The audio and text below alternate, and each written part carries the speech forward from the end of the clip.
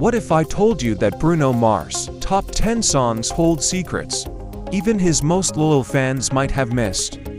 Which track shattered Spotify records in just weeks? And which anthem still dominates the charts years after its release? Join the conversation, share your thoughts, and don't forget to like, comment, and subscribe because the story behind these hits is nothing like you expect. What if the biggest hits of Bruno Mars' career weren't just catchy songs, but a trail of clues revealing how a boy from Honolulu became one of the most unstoppable forces in music history?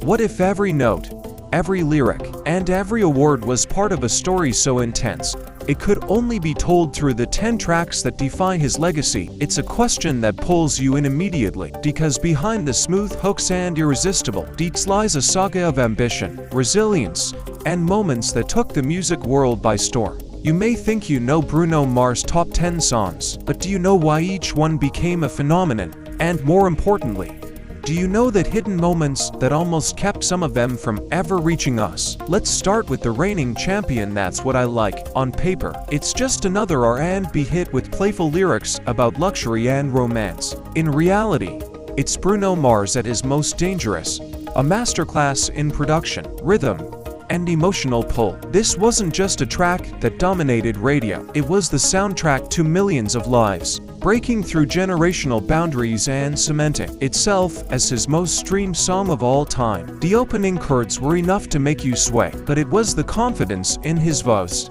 the way he invited you into his world of champagne and silk sheets that made it irresistible. And while fans celebrated its fun, sexy energy, few realized how strategically crafted it was to blend vintage funk with modern pop trance, creating a song that would never feel dated. But even that towering success had to share the spotlight with Uptown Funk.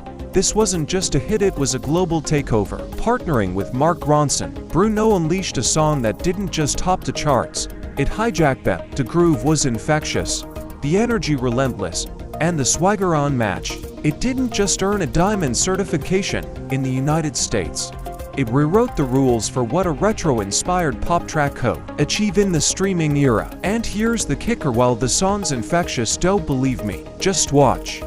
Hook became a meme. It was the meticulous layering of horns, das, and hand claps that turned it into a sonic time machine, transporting listeners back to the funk-drenched streets of the 70s, while keeping one foot firmly planted in the now. Then came Apt, a surprise collaboration that no one saw coming, but everyone now remembers.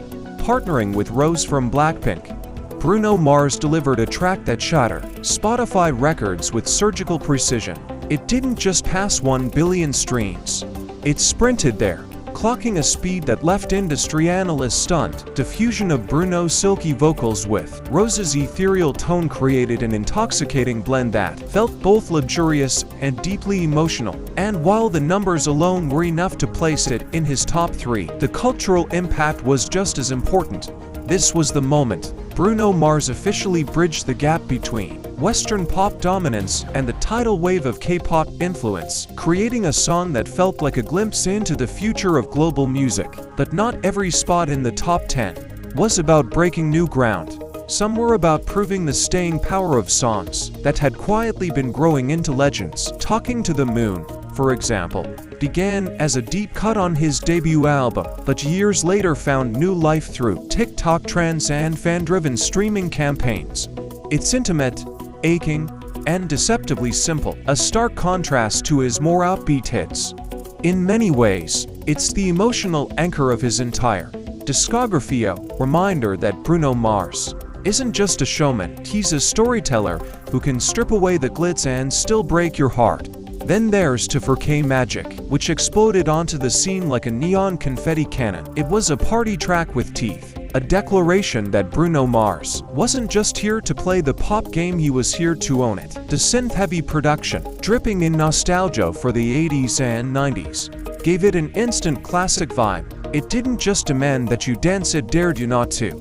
Every performance of this track became a spectacle, proving that sometimes pure charisma is just as powerful as lyrical depth. Grenade, on the other hand, was a gut punch wrapped in a power ballad. It showcased Bruno at his most vulnerable, willing to bare his soul about love that hurt as much as it healed. The song's raw emotional delivery resonated worldwide, turning it into a timeless anthem for the heartbroken. It was proof that behind every flashy suit and infectious beat, Bruno Mars is an artist unafraid to bleed onto the microphone. And who could forget Leave the Door Open? The Silk Sonic Hero was a love letter to smooth soul, and this track was its crown jewel. It wasn't just a song, it was an invitation, slow, sensual, and dripping with detail. The harmonies between Bruno and Anderson .Paak felt effortless, yet every note was perfectly placed. It won awards, top charts, and most importantly reminded the world that romance in music wasn't dead. The remaining entries, Marry You, It Will Rain, and Treasure, may not have the same recent record-breaking headlines, but their legacy is undeniable. Marry You became the soundtrack to countless real-life proposals and weddings, embedding itself into the happiest moments of millions of lives. It Will Rain, with its haunting balladry, found a home in the Twilight soundtrack and in the playlists of those nursing quiet heartbreaks.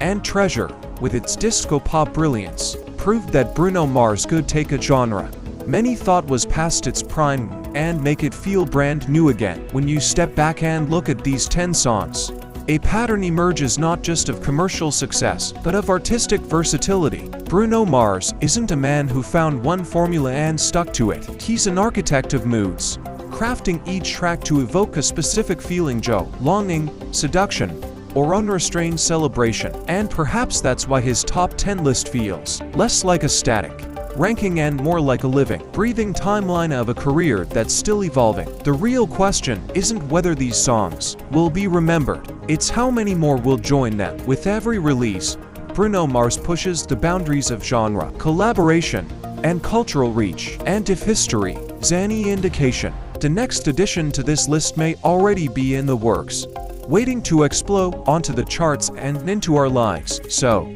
as you listen to these tracks, ask yourself, which one defines Bruno Mars for you? Is it the silky seduction of That's What I Like, the funk-fueled chaos of Uptown Funk, or the global unity of Apt? Drop your answer in the comments. Share this with someone who needs a little more Bruno in their life. And hit that like and subscribe, because this story is far from over. That's What I Like didn't just come out of nowhere. It was born in the middle of Bruno's 2-4K magic era period, when he was intentionally leaning into retro funk and soul influences, but with a modern swagger no one could imitate. The song was slick, confident, and dripping with opulence. You could almost see the champagne fizz, feel the silk sheets, taste the strawberries in champagne. But behind the flashy lifestyle imagery was something deeper. A man in total control of his craft. The beat was minimal but perfect, the vocals warm yet commanding, and the groove impossible to resist. This wasn't just a track for parties, it was a cultural signal flare, telling everyone that Bruno Mars wasn't chasing trends, he was making them. And when the song went on to sweep the Grammys, including Song of the Year, it wasn't just recognition, it was confirmation of dominance. Then there's Uptown Funk. Try to think of a single wedding, school dance, or street performance from 2014 onward that didn't somehow include this song. It was a juggernaut, co-written and produced with Mark Ronson, and it felt like a track plucked from another era, polished and shot into the present. That bass line, infectious, the horns, explosive, the hook, an earworm you couldn't escape even if you tried. But here's the plot twist. The recording process was brutal. Reports from the studio revealed that Bruno and Mark spent months tweaking it, scrapping entire sections, and rewriting lyrics until it was undeniable. When it finally dropped, the world didn't just listen, they surrendered. It became one of the longest-running #1s in Billboard history and joined the elite club of diamond certified singles, a testament to its unstoppable appeal. And then, Apt, a track that should have been impossible. Bruno Mars, the king of American pop funk, teaming up with Rose, one of K-pop's most delicate yet powerful voices. On paper, it sounded like a risk. In reality, it was genius. The song hit like a lightning strike. Lush instrumentation, playful yet heartfelt lyrics, and a cross-cultural chemistry that made it feel inevitable.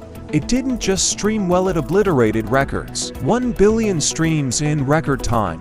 YouTube views climbing by the millions daily. Fans from Seoul to São Paulo felt like they were witnessing something historic. The moment when East met West in perfect harmony, proving music truly has no borders. But Talking to the Moon tells a different kind of story.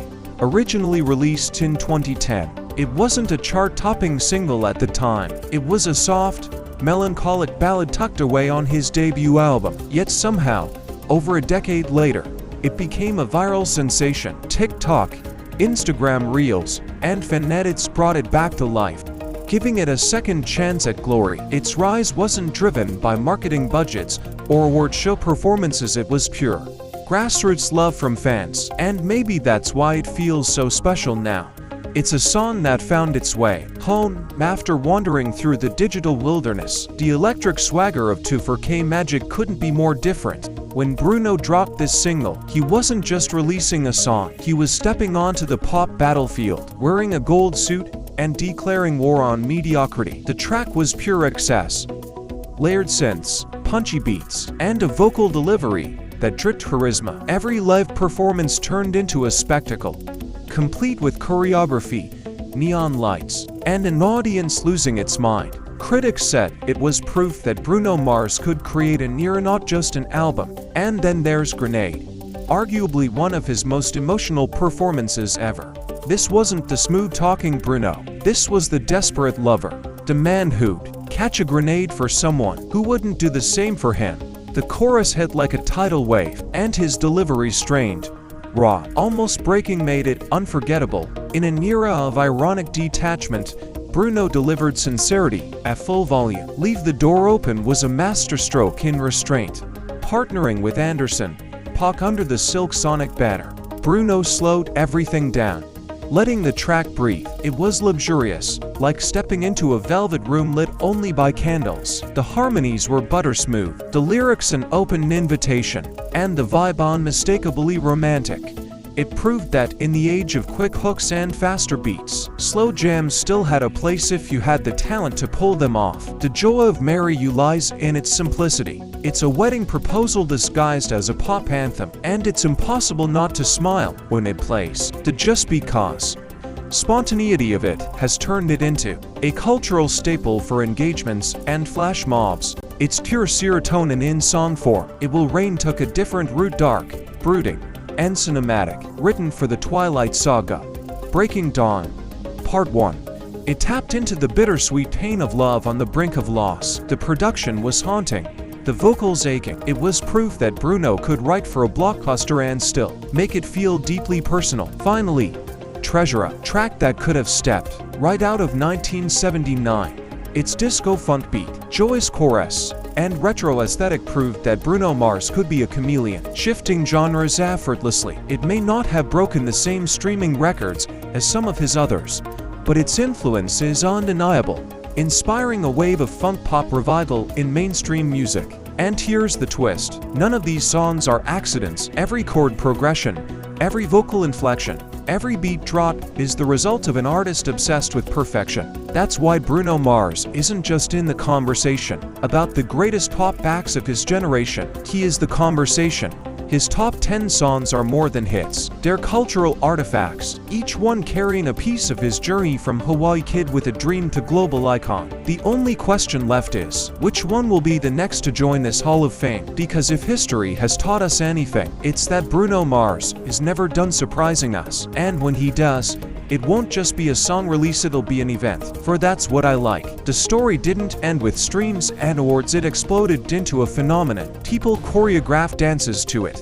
Couples made it their fun wedding song, and TikTok generations later still found ways to remix its smooth verses into trending audio. Behind the scenes, Bruno Mars and his team reportedly spent weeks perfecting the groove. The bass had to be warm but sharp, the drums tight but loose enough to swing, and his falsetto had to feel effortless, while being strategically layered for maximum seduction. That attention to detail is why the song didn't just peak, it stayed. Years later, it still pops up on playlists for nights out, romantic dinners, and workouts alike. An unshakable presence in pop culture. Then there's Uptown Funk, and if you think you've heard every story about it, you haven't.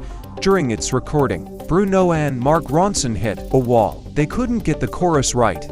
In fact, Ronson once admitted he nearly abandoned the track, but Bruno, in his perfectionist way, kept pushing, rewriting, re-singing, replaying sections until the song finally clicked. The result was a track that didn't just make people dance, it made them feel cool. It blurred the line between listener and performer, giving everyone a slice of the swagger Bruno exuded on stage. And its impact wasn't just musical. It inspired a resurgence in vintage funk production across pop radio, influencing artists from Justin Timberlake to Dua Lipa. With Apt, the cultural conversation shifted. Suddenly, music journalists were writing about the globalization of pop like it was a new frontier.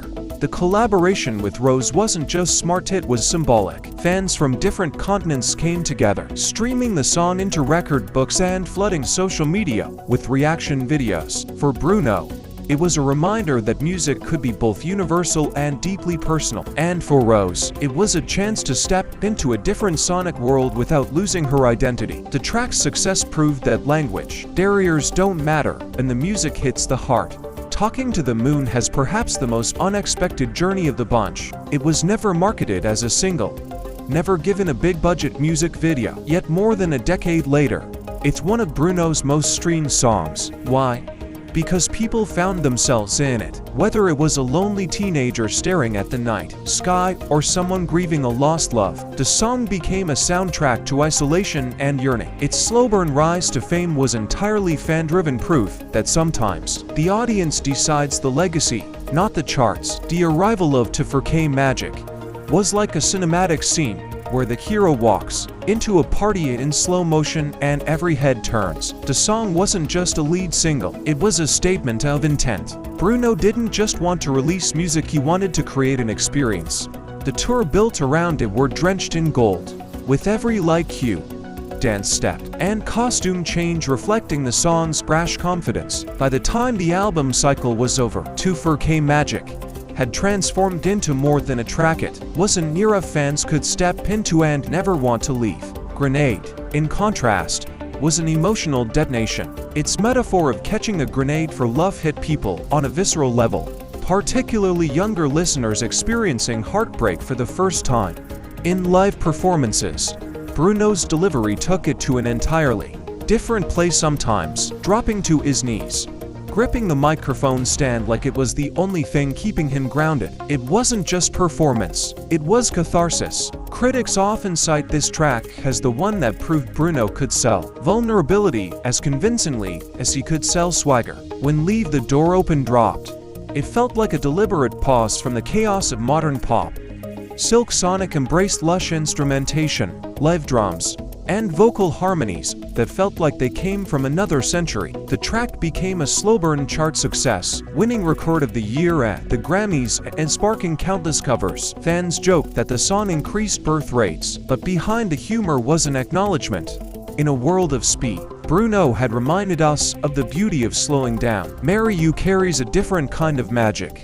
It's joyous, impulsive, and light-hearted, a song that invites you to say yes without thinking twice. Over the years, it's become almost a cultural tradition to use it in proposals, surprise flash mobs, and even television shows. In some ways, it's Bruno's most universally accessible track. No heartbreak, no swagger, just pure, unfiltered happiness. It Will Rain stands out as his most cinematic work. The heavy reverb, the moody piano, and the aching vocal all worked together to create a track that sounded like it belonged in the middle of a storm. Its placement in Twilight gave it a massive audience, but it's the emotional honesty that kept people coming back, even outside the film's context. It's one of those songs that can stop you in your tracks when it comes on unexpectedly. Finally, Treasure, the sleeper classic, inspired by disco and funk but modernized for contemporary radio. It bridged generations. Older listeners felt nostalgia for the music of their youth, while younger ones embraced it as something fresh and exciting. Live, it became a highlight, often accompanied by vibrant visuals and dance breaks that turned concerts into full-on parties. Looking at these 10 tracks together, you can trace the evolution of Bruno Mars from an ambitious newcomer to a world-conquering superstar. The versatility is staggering. party anthems, tear-jerkers, slow jams, cross-genre collaborations. Each song isn't just a piece of his discography, it's a chapter of his life, reflecting not just where he was musically, but where he was as a person. And maybe that's why Bruno's top 10 feels different from most artists' lists. They're not just commercial milestones, they're emotional landmarks. Songs like Talking to the Moon prove that quiet, overlooked tracks can still find their moment. Hits like Uptown Funk show the power of relentless perfectionism. Collaborations like Apt reveal the potential of breaking cultural barriers. And ballads like Grenade and It Will Rain remind us that vulnerability can be as compelling as confidence. The real kicker: Bruno Mars isn't done. If history holds true, there's another song brewing somewhere, a track that will crash into this top 10. Maybe even knock one of these legends down a notch. And when it does, it won't just be a song release. It'll be a moment, a movement, a memory waiting to happen. So the question isn't if he'll do it again. The question is, are we ready for when he does? Because with Bruno Mars, you never just hear the music, you live it.